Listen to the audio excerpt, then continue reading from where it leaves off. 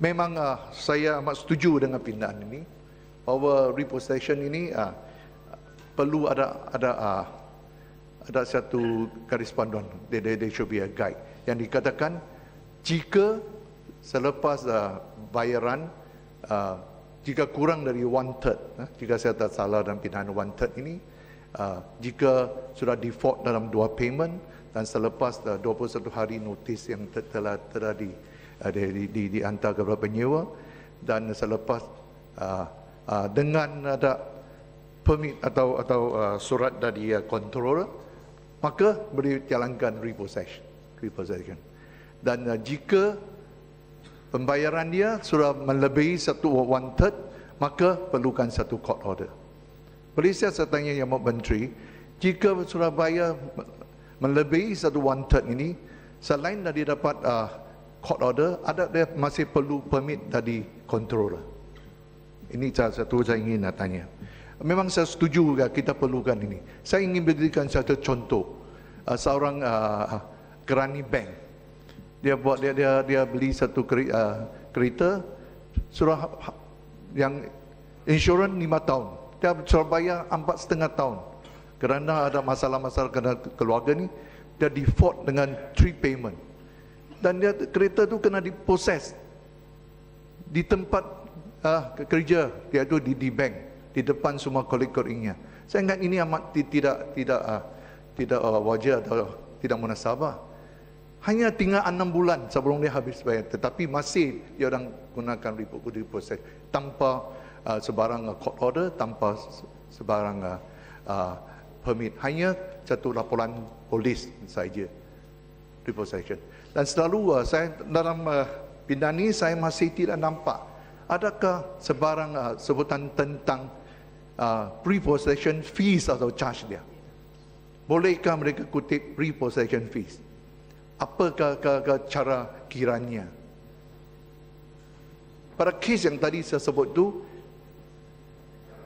penyewa tu terpaksa bayar RM300 untuk tidak di repossess, dan perlu buat bayaran kepada bank dengan serta-merta. Dan bank itu tolakkan, itu repossessing fee, nothing to do with the bank.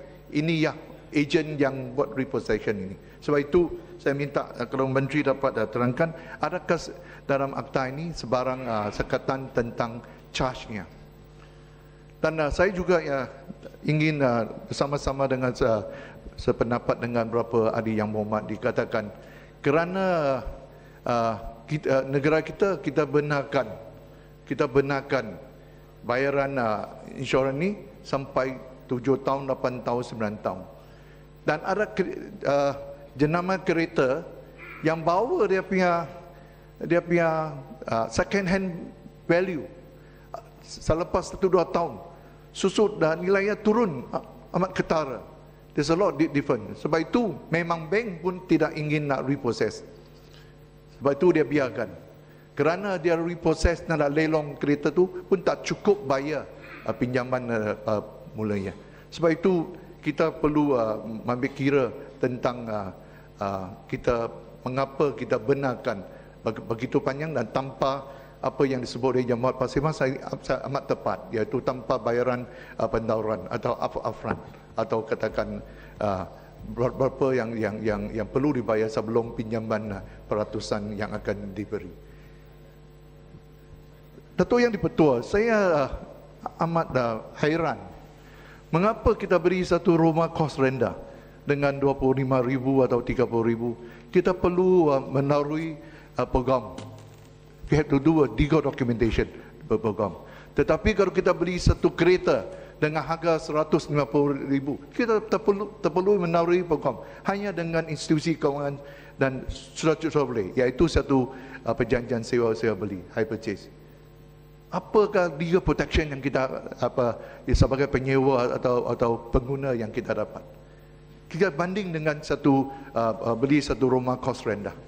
Mengapa bank masih nak tahu kemampuan bayar balik berapa peratusan atas harga rumah itu yang boleh dipinjam, berapa tahun untuk pinjaman ini?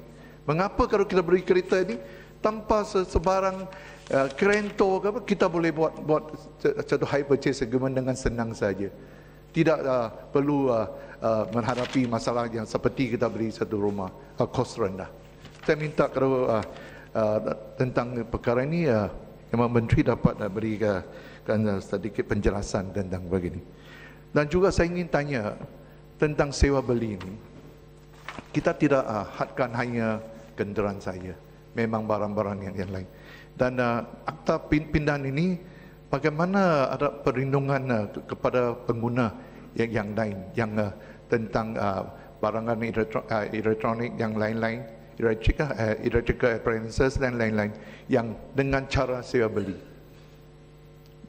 Dan seperti machinery ini semua melalui leasing. Adakah leasing perjanjian ini juga akan terikat dalam akta ini? Itu saya minta kalau dapat Yang Menteri terangkan tentang leasing.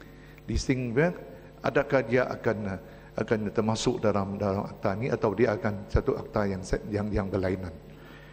Dan saya ingin juga bangkit satu perkara tentang sewa beli rumah pangsa. Di Melaka, kerajaan ada bina rumah bangsa kos rendah dan melalui sewa beli kepada pembeli rumah dan tangan satu perjanjian sewa beli. Tetapi selepas beberapa tahun, kerana tunggakan dan lain-lain sebab, kerajaan tukarkan perjanjian sewa beli sebagai menjadikan satu tenancy agreement saja, iaitu satu perjanjian sewa saja. Adakah ini akan bercanggah dengan akta sewa beli ini?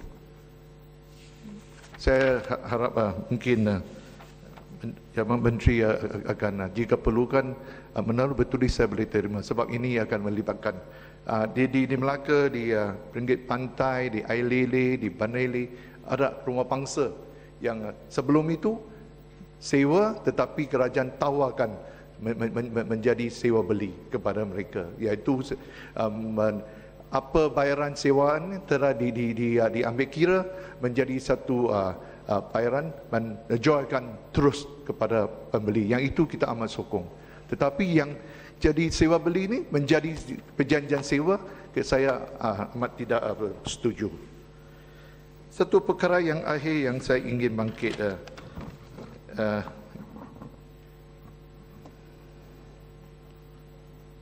iaitu mengikut pindahan ini, sebab saya tiada akta ibu di tangan saya ingin tanya Yang Menteri, sungguh pun dikatakan dengan jelas ni kesalahan yang akan terlibat penalti. Saya nak tahu pihak mana yang kita boleh mengadu, kita yang boleh buatkan komplain kerana kita syaki ada kesalahan melibat, dan siapa yang akan tentukan kesalahan ini, dan tindakan selanjutnya akan diambil oleh pihak mana?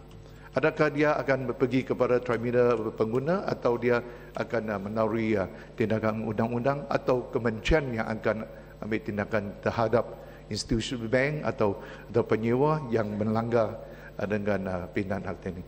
Saya ingat inilah dua tiga perkara yang saya bangkit, dan mungkin Yang Menteri dapat memberikan penjelasan atas ini. Terima kasih.